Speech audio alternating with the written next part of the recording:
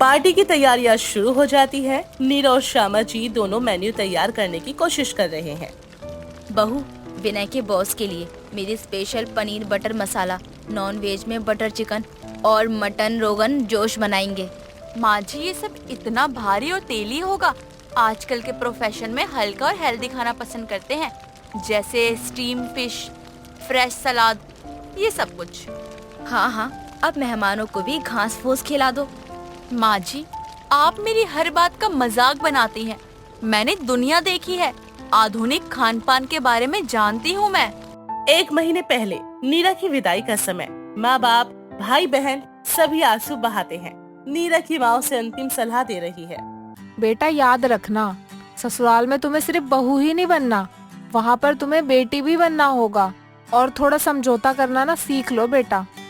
माँ, आप चिंता मत करिए, मैंने MBA किया है, एक मल्टीनेशनल कंपनी में काम किया है, हर परिस्थिति को संभालना आता है मुझे। अरे बेटा, जिंदगी की पढ़ाई ना अलग होती है। वहाँ पर सिर्फ दिमाग का यूज नहीं होता, वहाँ पर दिल से भी सोचा जाता है। अगला दृश्य, नीरा अपने नए घर में प्रवेश कर दी है।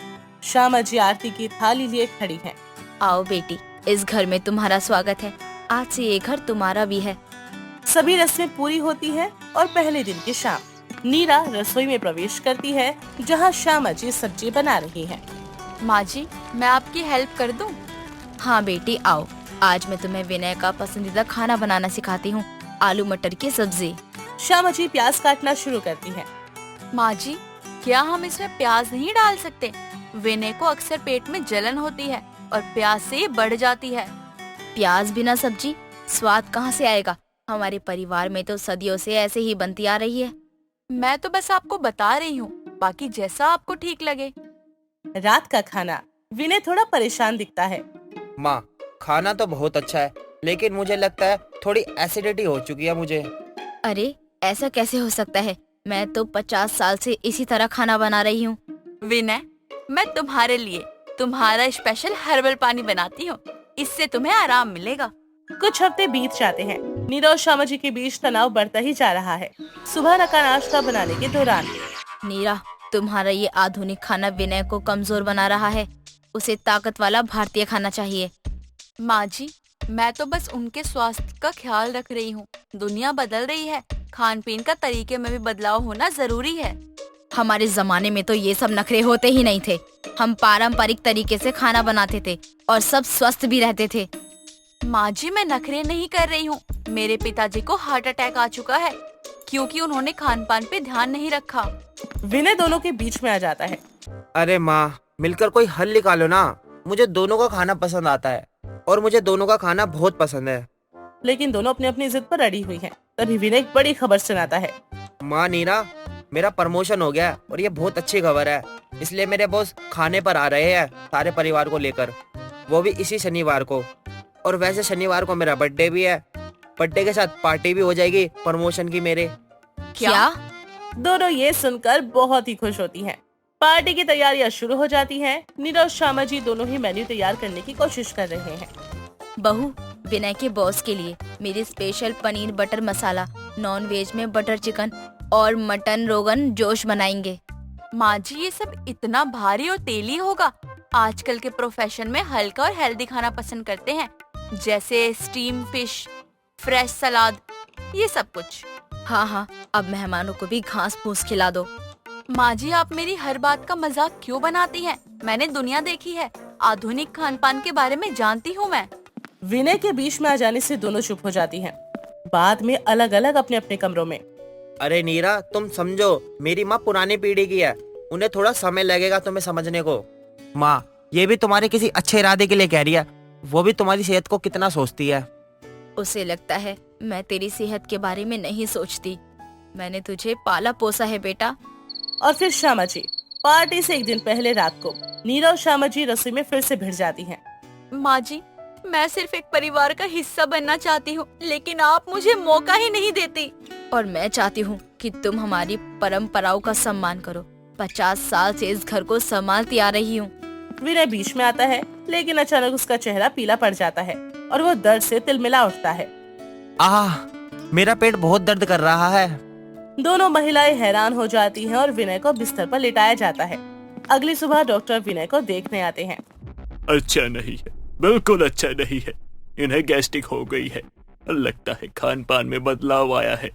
कम से कम 2-3 दिन आराम करना होगा और खान पान का ध्यान रखना होगा। अच्छा नहीं है, यह बिल्कुल अच्छा नहीं है। अच्छा होगा कि आप लोग इनका ध्यान रखें। डॉक्टर जाते हैं। नीरा और श्यामा जी एक दूसरे की तरफ देखती हैं। दोनों की आंखों में अपराध बोध है। पार्टी कैंसिल कर दो।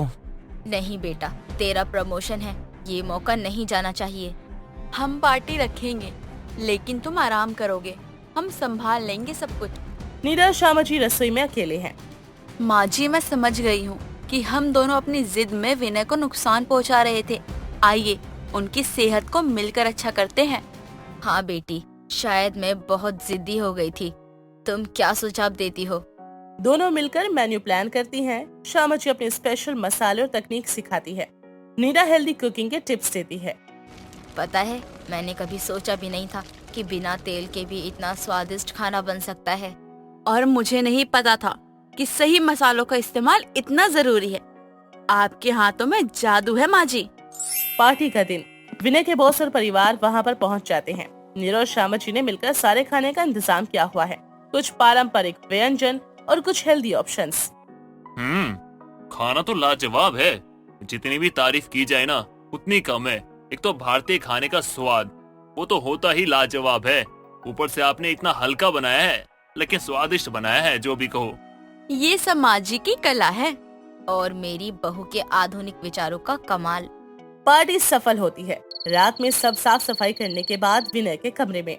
आज की पार्टी बहुत शानदार थी और मुझे पेट में भी कोई तकलीफ नहीं हुई। आपको आराम की जरूरत है, अब आप सो जाइए। नीरा रसोई में जाती है जहाँ श्यामा जी चाय बना रही हैं। बेटी, एक बात कहूँ, मैंने आज तक कभी किसी को ये नहीं बताया, लेकिन जब मैं इस घर में आई थी मुझे भी बहुत मुश्किल आई। मेरी सास बहुत सख्त थी। फिर आपने कैसे संभाला सब कुछ? वक्त के साथ समझौता सीखा, कभी मेरी चली कभी उनकी। धीरे धीरे हम एक दूसरे की अच्छाइयों को पहचानने लगे। और मैं आपसे वो पुराने जमाने के मसाले और तड़का लगाना सीखूंगी। बिल्कुल। और पता है, तेरा वो ग्रिल्ड सब्जी वाला आइडिया अच्छा था। अगली बार मैं भी कोशिश करूंगी। शायद यही जिंदगी का फॉर्मूला है, थोड़ा समझौता, थोड़ा प्यार और बहुत सारी समझदारी। दोनों हंसती है और चाय का आनंद लेती हैं। विनय दरवाजे से झांक कर मुस्कुराता है। अब इनको देखकर लग रहा है कि सब सही हो गया। हर परिवार में थोड़ी बहुत प्याज वाली लड़ाई होती है। पुरानी और नई पीढ़ी के बीच मतभेद स्वाभाविक है, लेकिन प्यार और सम्मान, समझदारी का तड़का जब लगता है तो जिंदगी की सब्जी स्वादिष्ट बन जाती है। कविता की शादी एक बहुत बड़े परिवार में हुई थी, जहां कविता की सास रमा, जेठानी प्रीति, जेठ मनोज, पति दीपक, ननंद शालिनी और ससुर मोहन एक साथ रहते थे। कविता का घर में पहला दिन होता है और कविता रसोई में सबके लिए खाना बनाने जाती है। मैं सबके लिए क्या बनाऊं? माँ जी ने तो बोल दिया कि आज मेरी पहली रसोई है और इसीलिए मुझे सबके लिए कुछ अच्छा ही बनाना है। और माँ ने सिखाया था कि मैं गरीब घर से हूँ, दूसरे घर में जा रही हूँ, यहाँ भी मुझे सब कुछ अच्छे से देखना पड़ेगा। एक काम करती हूँ, पहले ये देख लेती हूँ कि क्या क्या है यहाँ। कविता रसोई में सामान देखने लगती है। तभी वहाँ कविता की सास आती है और कविता से कहती है, अरे बहू, अभी तो तूने खाना बनाना शुरू तो नहीं किया है ना? नहीं माँ जी, अभी तो नहीं किया, करने ही जा रही थी। बस थोड़ा समय दीजिए, जब तक बन जाएगा खाना। बहू बना लियो, लेकिन मैं यहाँ ये बोलने आई थी कि तेरे देवर का फोन आया था। वो यही बोलता है कि घर में एक बार तो मेरी पसंद का खाना बनना ही चाहिए। और उसने ही कहा है कि आज मेरी पसंद का ही खाना बनना चाहिए। उसको खीर बहुत पसंद है, इसलिए खीर बना लियो। माँ जी, मुझे कुछ नहीं पता, मैं यहाँ नई हूँ, कैसे होगा, सामान कहाँ है, मुझे तो कुछ भी नहीं पता। बहू, हमारी तो इतनी बड़ी रसोई भी नहीं है, छोटी सी तो रसोई है, सारा सामान यहाँ ही है। अरे बहू, इस बात का ख्याल रखियो कि खाना ज्यादा ना बने। वो क्या है ना, खाना बर्बाद नहीं कर सकते, इसलिए हिसाब से ही खाना बनाइयो, ताकि वो ज्यादा भी ना बने और ना ही कम पड़े। रमा अपनी बहू से इतना बोलकर वहाँ से चली जाती है। कविता सब कुछ देखने लगती है। तभी कविता को रात के बचे कुछ चावल दिखते हैं। अरे यहाँ तो चावल है, यही सही रहेगा। मैं इन सभी के लिए चावल की खीर बना देती हूँ। माँ जी ने भी ये कहा था कि उन्हें खीर बहुत अच्छी लगती है, और खीर के लिए इससे ज्यादा क्या ही चाहिए, कल के चावल भी इस्तेमाल हो जाएंगे। कविता खीर बना देती है जो कि घर में सभी को बहुत पसंद आती है। धीरे धीरे कविता अब अपने ससुराल में अपने लिए जगह बना लेती थी। सबको कविता पसंद आ रही थी। ऐसे ही कई दिन निकल जाते हैं। कुछ दिनों बाद कविता अपनी जेठानी प्रीति के साथ बाजार जाती है। कविता चलो ना गोलगप्पे खाते हैं, बहुत दिन हो गए गोलगप्पे नहीं खाए हमने। दीदी गोलगप्पे खाकर क्या होगा? अरे हम कुछ फल लेते हैं, हमारा पूरा परिवार खा लेगा। क्या तुम भी कविता? हम भले ही जॉइंट फैमिली में रहते हैं, लेकिन हमें भी तो अपने बारे में सोचना चाहिए ना। अरे अब क्या थोड़ा बहुत खा भी नहीं सकते? हमेशा तो परिवार वालों के हिसाब से ही चलते हैं ना। दीदी जॉइंट फैमिली हर किसी को नहीं मिलती है। हम बहुत किस्मत वाले हैं कि हमें जॉइंट फैमिली मिली है, और अब हमारा फर्ज भी बनता है कि हम परिवार में सबकी पसंद का ख्याल रखें। तुम ना बहुत ज्यादा ही सोच रही हो। अगर तुम ऐसे ही परिवार का ध्यान रखोगी तो अपना ध्यान कब रखोगी? अच्छा चलो अब तुम खुद ही बताओ कि आखिरी बार तुमने कब गोलगप्पे खाए थे बाहर से? मैंने शादी से पहले ही खाए थे गोलगप्पे। शादी के बाद तो जो घर में बनता है ना वही खा लेती हूँ। देखा, मैं यही तुम्हें बताना चाह रही हूँ। सब लोग तो कहीं ना कहीं बाहर जाते रहते हैं, लेकिन हम तो घर के बहुए हैं ना। हम कहाँ ही बाहर जा पाती हैं, और जब बाहर जाते हैं तो कभी कभी खा भी लेना चाहिए। तुमने देखा है कई बार ननंद जी बाहर से कुछ खाने को लाती है और माँ जी के साथ अकेले खा लेती है। दीदी अगर कोई हमसे चुप कर खा भी रहा है तो मुझे कोई परेशानी नहीं है। तुमसे तो बोलना ही बेकार है। मैं ही पागल थी जो तुमसे बोला मत खाओ तुम, मैं तो खाऊंगी। प्रीति जी भरकर गोलगप्पे खाती है, लेकिन कविता नहीं खाती और फिर दोनों घर चले जाते हैं। घर जाते हैं तो देखते हैं कि मनोज चाट पापड़ी और गोलगप्पे लाया हुआ था।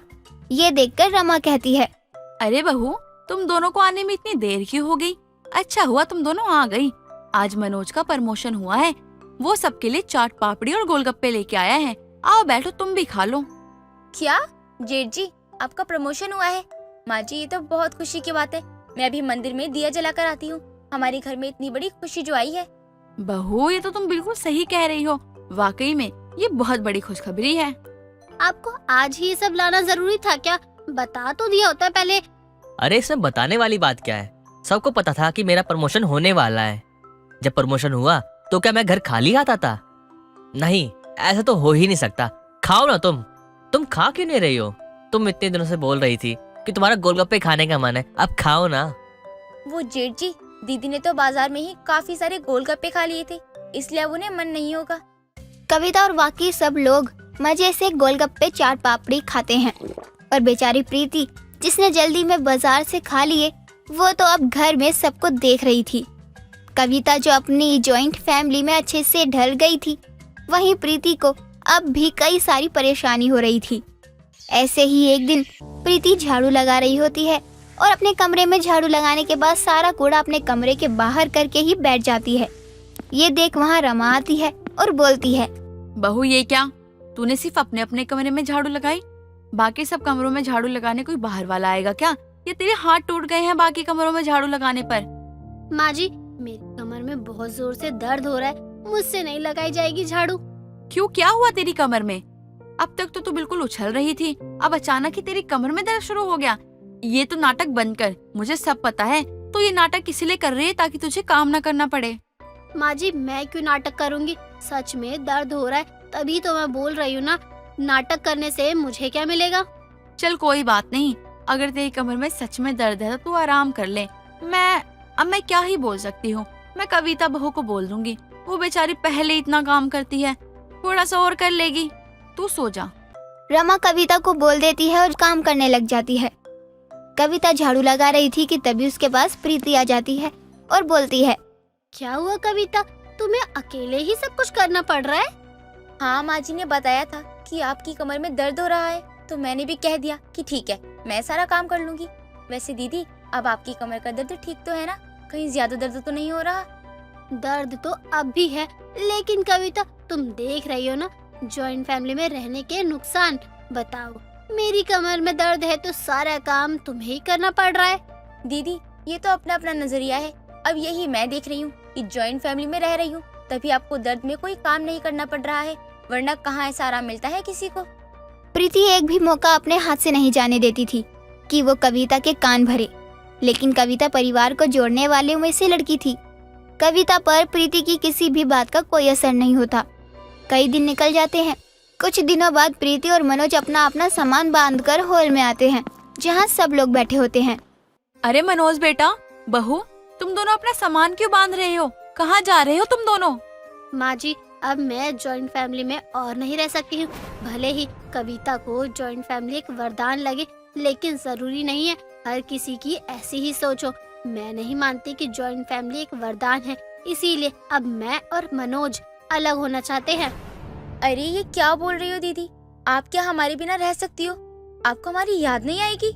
ऐसा बिल्कुल भी नहीं है। मुझे भी बहुत दिक्कत होगी आप लोगों के बिना रहने में, लेकिन मैं आदत लगा लूंगी, क्योंकि जॉइंट फैमिली में मैं और मनोज अपने परिवार पर ध्यान ही नहीं दे पा रहे हैं। कोई बात नहीं बहू, तुम दोनों ने सोचा है तो जरूर कुछ अच्छा ही होगा। कविता जो जॉइंट फैमिली में ही रहना चाहती थी, वहीं प्रीति अब अलग हो जाती है और अब दोनों अपने अपने घर में खुश रहती हैं। स्वाति बहुत ही सुंदर लड़की थी, उसी के साथ साथ बहुत ही मॉडर्न भी थी। उसको जीन्स पर ब्लाउज पहनना बहुत अच्छा लगता था। स्वाति की माँ स्वाति की शादी ऋषि नाम के लड़के से करवा देती है। शादी की रात स्वाति ऋषि से बोलती है, ऋषि जी, मुझे आपसे कुछ पूछना था। हाँ बोलो स्वाति, क्या बात है? आपको तो पता है ऋषि जी कि मुझे जीन्स पहनने का बहुत शौक है, तो अगर मैं यहाँ पर जीन्स पहनूं तो आपको कोई तकलीफ तो नहीं है ना? मुझे तो कोई दिक्कत नहीं है। बाकी कल तुम एक बार माँ से जरूर पूछ लेना, क्योंकि तुम उनकी बहू हो। अगर उनको सही लगेगा तो पहन सकती हो। जी। स्वाति और ऋषि रात में कुछ देर बात करते हैं और सो जाते हैं। अगले दिन सुबह स्वाति जल्दी उठकर घर का सारा काम करके रसोई में खाना बनाने जाती है।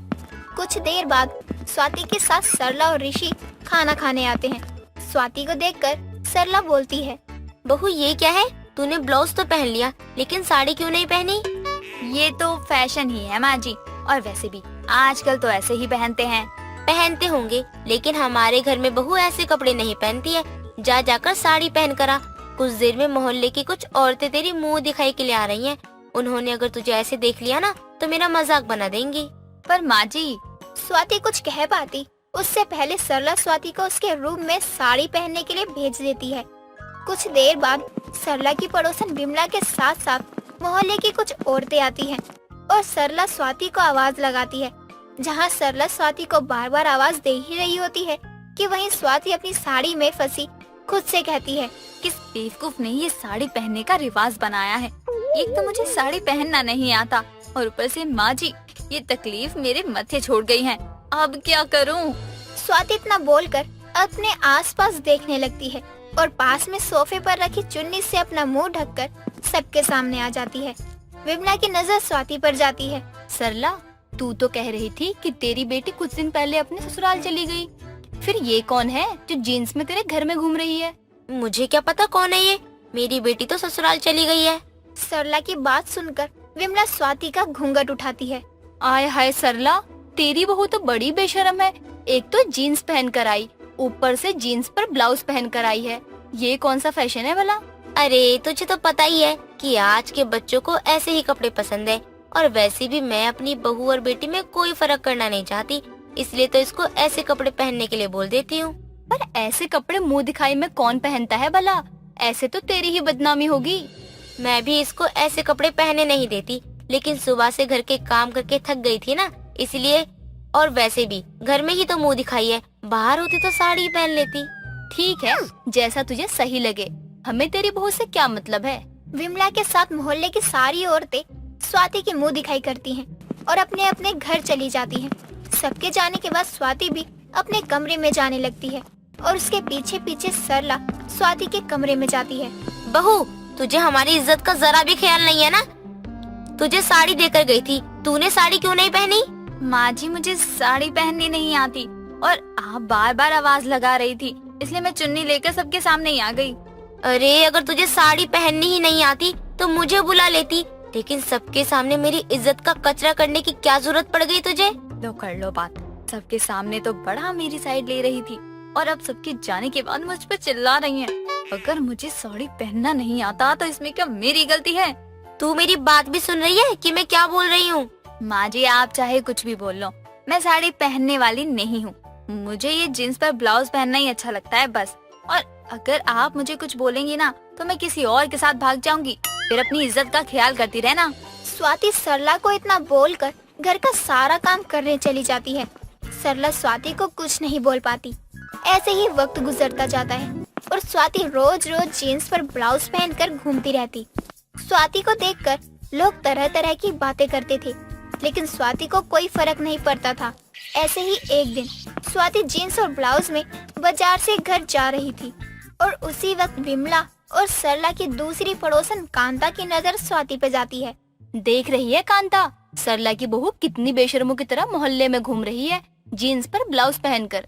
वही तो विमला बहन, सच में सरला ने भी अपनी बहू को सर पर चढ़ा रखा है, वरना किसी बहू की मजाल है कि ऐसे कपड़े पहनकर बाहर घूम ले। मुझे तो डर लगता है कहीं इसको देखकर हमारी बहुएं न बिगड़ जाए।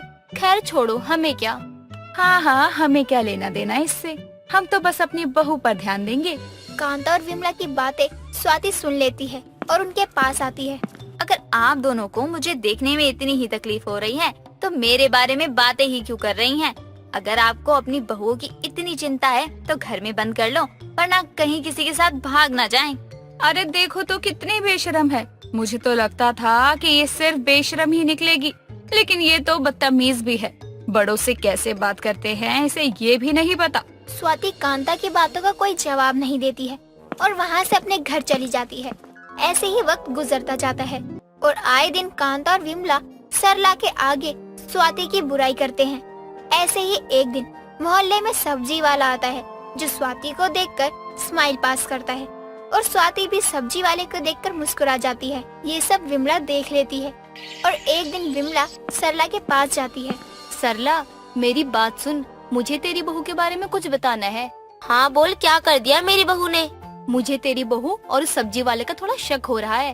तुझे पता है वो सब्जी वाला सब्जी बेचने के बहाने तेरी बहू को देखने आता है और तेरी बहू भी सब्जी वाले को देखकर बहुत खुश होती है। क्या अनाप शनाप बोले जा रही है विमला तू? तुझे कोई होश भी है कि तू क्या बोल रही है? अगर मेरी बहू से तुझे इतनी जलन होती है ना तो तू मेरी बहू के मुँह ही क्यों लगती है? मत मान, मेरा क्या, बहू तेरी है, तेरे भले के लिए ही बता रही थी।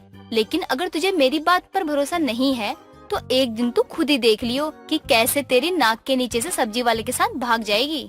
तू अपने घर जा, मेरा दिमाग मत खा। पता नहीं कहाँ से बातें लेकर आती है। पहले ही सर दर्द है, ऊपर से तेरी बक से सर दर्द से फट रहा है। सरला विमला को उल्टा सुना देती है और अपने घर चली जाती है।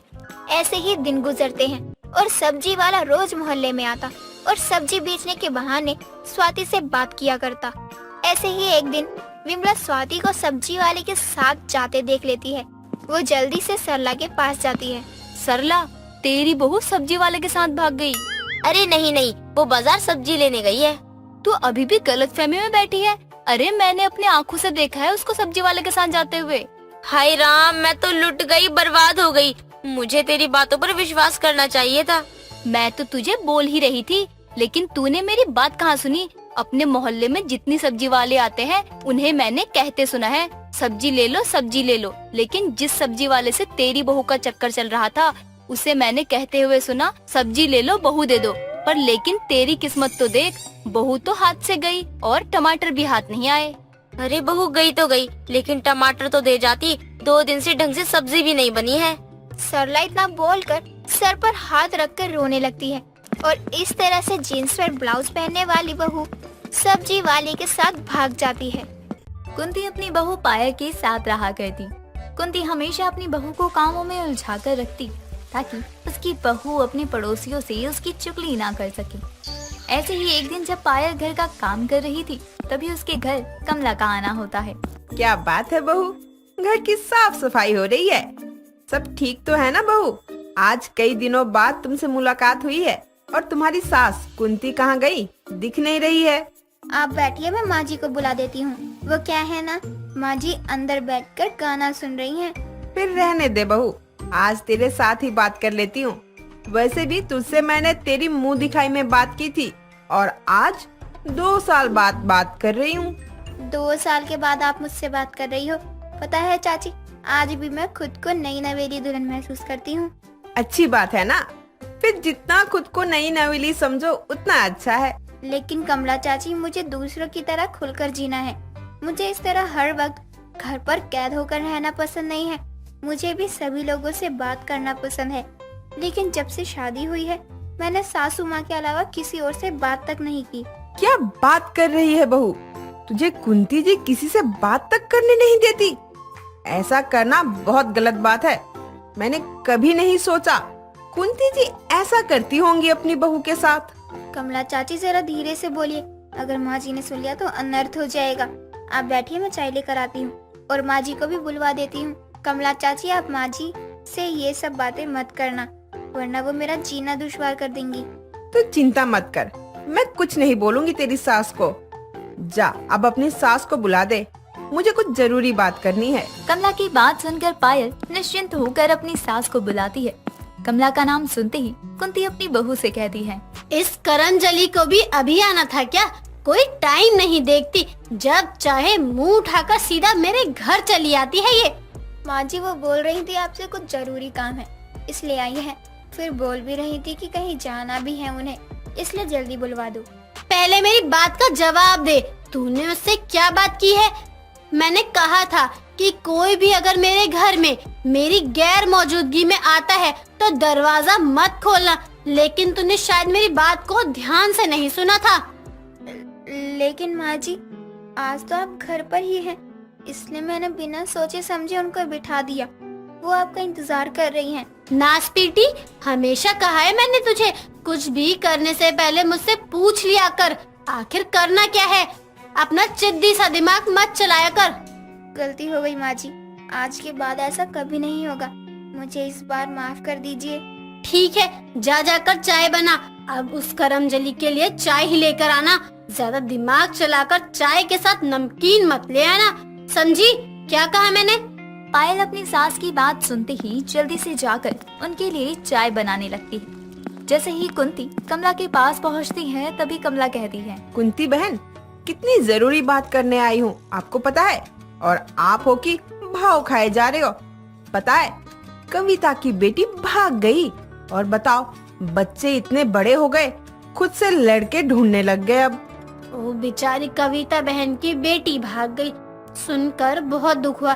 मेरी तरफ से उनको नमस्ते कहिएगा। अरे कैसी बात कर रहे हो आप? लड़की भाग गई है, मरी नहीं। जो आपको दुख हुआ ऐसा बोल रही हो, वैसे भी लड़की बहुत बड़ी हो चुकी थी, भाग गई। हाँ तो फिर यहाँ उसकी चुगली करने क्यों आई हो? अपनी बात करो अगर करनी है तो, वरना मुझे दूसरों की जिंदगी में जबरदस्ती मत घुसाओ। अरे कैसी बात कर रही हो कुंती बहन? चाय पिला दो, आपकी बहू ने अभी तक चाय नहीं पिलाई। अरे बहू, कहाँ मर गई? कब से चाय बना रही है? तेरी चाय नहीं बनी क्या अभी तक? तेरी चाय में अभी तक उबाल नहीं आया? जल्दी लेकर आ, कामचोर कहीं की। सॉरी माँ जी, वो चाय बनाने में थोड़ी देर हो गई, आपको इंतजार करना पड़ा।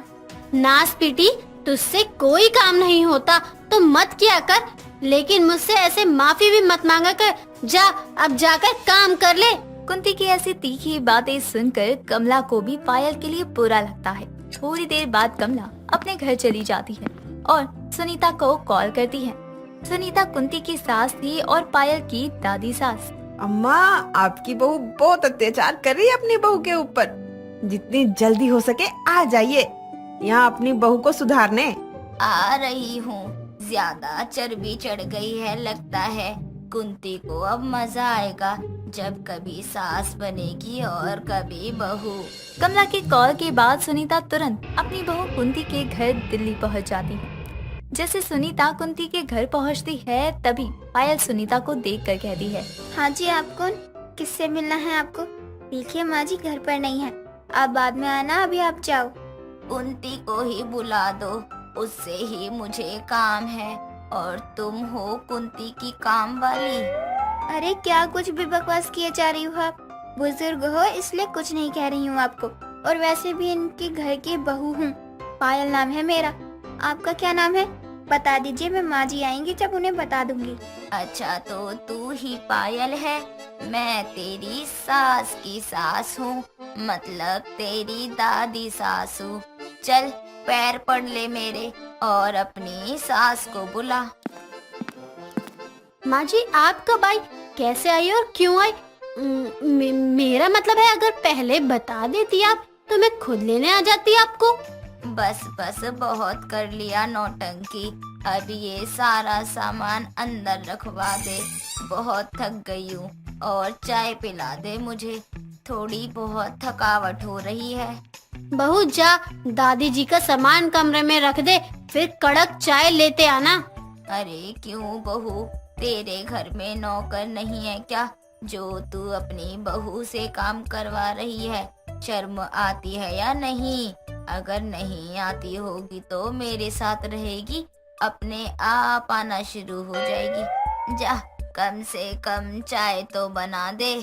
लेकिन माँ जी मैं क्यों काम करूँ, जब मेरी बहू है वो खुद कर लेगी काम। पहले मुझे ये बता, तू मेरी सास है जो मुझे समझाने बैठी है? जितना कहा जाता है वही कर, ज्यादा बातें करना सेहत के लिए हानिकारक होता है। कुंती जल्दी से रसोई घर में जाकर अपनी सास के लिए अदरक वाली कड़क चाय बनाती है। कुंती को चाय बनाता देखकर पायल हैरान हो जाती है। ऐसे ही अगली सुबह जब पायल नहा धोकर पूजा कर रही होती है तो उसे उसकी दादी सास देखकर अपनी बहू कुंती को आवाज लगाती है। कुंती उठी या नहीं अभी तक? मुझे चाय नहीं मिली है, कौन देगा नास पीटी? कब का उठकर बैठी हूँ मैं। वाह क्या बात है, आज मेरी सास को सास मिली, कभी सास भी कभी बहू, मजा आ गया। पायल बहू, तेरी सास कितने बजे तक उठ जाती है? 10 बजे तक उठ जाती हैं। माँ जी वैसे उनका भी उठने का वक्त नहीं हुआ है, इसलिए सो रही हैं वो। दादी जी मैं आपके लिए चाय लेकर आती हूँ। नहीं नहीं, आज तो कुंती ही चाय बनाएगी। कुंती, हे भगवान, सुनती ही नहीं है। कुंती उठती है या मैं आऊँ उठाने? काम चोर कहीं की। दादी जी मैं ही बना देती हूँ आपके लिए चाय, बेकार में माँ जी को क्यों परेशान करना, उन्हें उठकर रसोई आते आते आपकी चाय मिल जाएगी। हाँ चल ठीक है, तू चाय बना, मैं अभी आती हूँ। सुनीता सीधे अपनी बहू के कमरे में जाती है और वो जाकर अपनी बहू के ऊपर एक बाल्टी पानी डालते हुए कहती है, नास पीटी, कितनी बार कहा था मैंने, हमेशा नाश्ता मुझे वक्त पर चाहिए। जल्दी उठ और मेरे लिए नाश्ता बना, वरना तेरा आज से बुरा वक्त शुरू हो जाएगा। नहीं माँ जी, मैं अभी आपके लिए नाश्ता लेकर आती हूँ, बस कुछ समय दीजिए। पहले तू नहाएगी, साथ श्रृंगार करेगी, फिर जाकर नाश्ता बनाएगी। ऐसा कर, कल सुबह 4 बजे उठ जाना, पूजा करना और फिर वक्त पे नाश्ता बना लेना। कुछ दिन पहले कुंती सास बनकर अपनी बहू पर राज कर रही थी और अब खुद बहू बन गई और अब अपनी सास की सेवा कर रही है। यही होता है रिश्ते में, कभी सास तो कभी बहू बनकर अपना कर्तव्य निभाना पड़ता है। दोस्तों, अगर आपको ये कहानी पसंद आई तो इसे लाइक करें, शेयर करें और कमेंट करके बताएं कि कहानी में आपको सबसे अच्छा क्या लगा।